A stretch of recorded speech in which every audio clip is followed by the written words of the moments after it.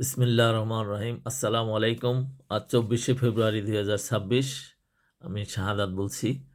আজকে আমাদের স্থানীয় সরকার মন্ত্রীকে সাংবাদিকরা প্রশ্ন করেছিলেন, স্থানীয় সরকার যে নির্বাচন আগামীতে আজ হোক কাল হোক বা ৬ মাসের মধ্যেই হয়তো এটার একটা আয়োজন করতে হবে। সেই নির্বাচনটা কিভাবে হবে? সেটা কি দলীয় ভিত্তিতে বা দলীয় প্রতীকে আগের মতো হবে? না এরও আগে যেভাবে ছিল আ নির্দলীয়ভাবে সকলে অংশগ্রহণ করতে পারত। যদিও সেটাও নির্দলীয়ভাবে হলেও দলের প্রভাব এবং দল থেকে আ পরোক্ষভাবে নমিনেশন নিয়েই প্রার্থীরা অংশগ্রহণ করতেন। তো সেই ক্ষেত্রে আমার দুটো কথা হচ্ছে, এই যদি নির্দলীয়ভাবে নির্বাচনটা হয় তাহলে তার ফলাফল এক ধরনের হবে, আর দলীয় ভিত্তিতে হলে তার তার প যে ইমপ্যাক্ট সেটা অন্যরকম হবে। প্রথমত আসি দলীয়ভাবে করলে কার লাভ কার ক্ষতি। দলীয়ভাবে নির্বাচন হলে সেই নির্বাচনে যদি আওয়ামী লীগ নিষিদ্ধ থাকে তাহলে তো তার অংশগ্রহণ করার কোনো সুযোগ নাই। সেক্ষেত্রে শুধু জামাত এবং সেই সাথে বিএনপির প্রভাবেই এ এ সেখানে প্রতিদ্বন্দ্বিতা হবে এবং তাদের মধ্যে এবং সেখানে এই ২ দলের ভিত্তিতে নির্বাচনটা হবে, দলীয় প্রতীক যদি থাকে। আর অন্যান্য ছোট, ছোট দলগুলো স্থানীয় যে সমস্ত প্রভাবশালী এ এ কিছু দল, স্থানীয় তা কেন্দ্রিক যে সমস্ত দল আছে তারাও কিছুটা প্রভাব বিস্তার করতে পারবে। কিন্তু আওয়ামী লীগের সেখানে অংশগ্রহণ করার সুযোগ থাকবে না। তবে সেই ক্ষেত্রে জামাত রুট লেভেলে নিজেদেরকে সংগঠিত করার, বিশেষ করে স্থানীয় সরকার প্রশাসনে নিজেদেরকে প্রভাব এবং প্রতিপত্তি বিস্তার করার একটা সুযোগ থাকবে।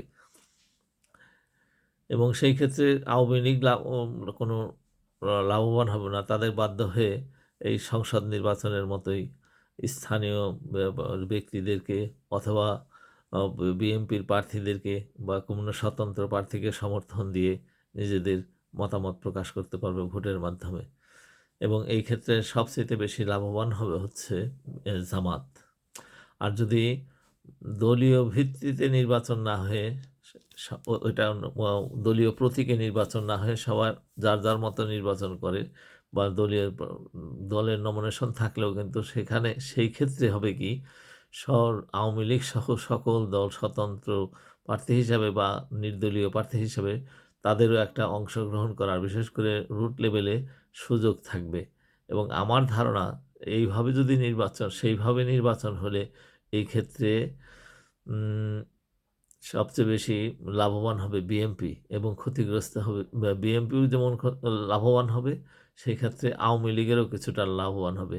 তারা যে এত ১৮ মাস রাজনীতির সাথে কোনো রকম সম্পর্ক নেই, পালিয়ে বেড়ানো বা স্থানীয় লোকদেরও রাজনীতি করার যে সুযোগ নাই, অনেকটা একঘরে হয়ে বসে আছে, সেখান থেকে তারা বের হয়ে স্বতন্ত্রভাবে হলেও নির্বাচনে পার্টিসিপেট করতে পারবে এবং জনগণের মধ্যে দেশের দেশের উন্নয়নে অংশগ্রহণ করার সুযোগ সৃষ্টি হবে তাদেরও। সেই সাথে নিজেদেরও স্বাধীনতা বা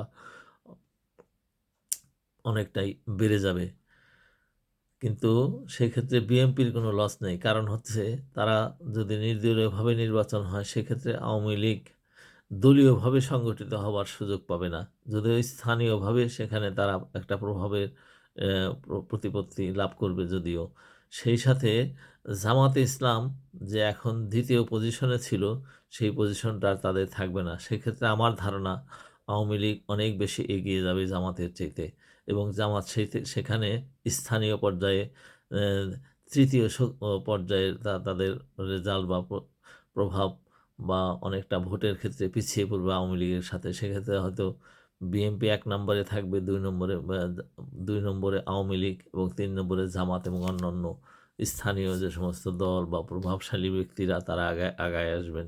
ফলে দলীয় প্রতীকে নির্বাচন, অপরদিকে দলীয় প্রতীকে নির্বাচন যদি আবার স্থানীয় প্র সরকারের করতে হয়, তাহলে সেই ক্ষেত্রে প্রশ্ন দেখা দেবে আওয়ামী লীগকে কি নির্বাচনে অংশগ্রহণ করতে দেওয়া হবে কিনা?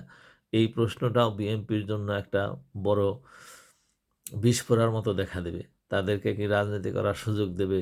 আবার এই সুযোগ যদি বিএনপিকে আওয়ামী লীগকে দেয়, তার নিষেধাজ্ঞা তুলে দেয়, সেক্ষেত্রে বিএনপি সমালোচনার মুখে পড়বে।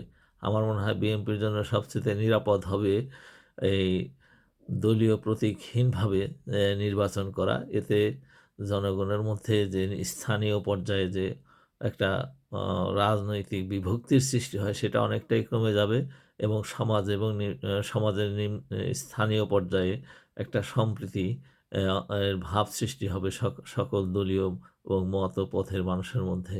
আমার মতে বিএনপির উচিত বা বিএনপির মন্ত্রী অবশ্য বলেছেন ফখরুল ইসলাম সাহেব যে সেখানে সংসদ এটার সিদ্ধান্ত নেবে।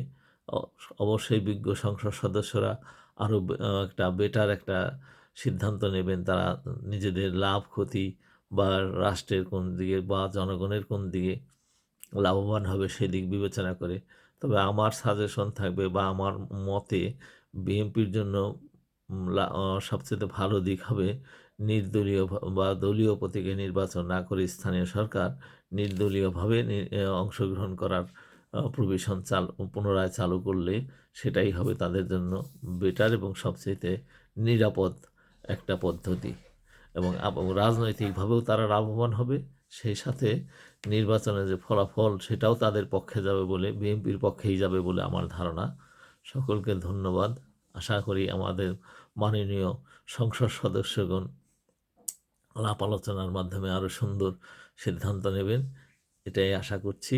সকলকে ধন্যবাদ। আসসালামু আলাইকুম ওয়া রাহমাতুল্লাহ।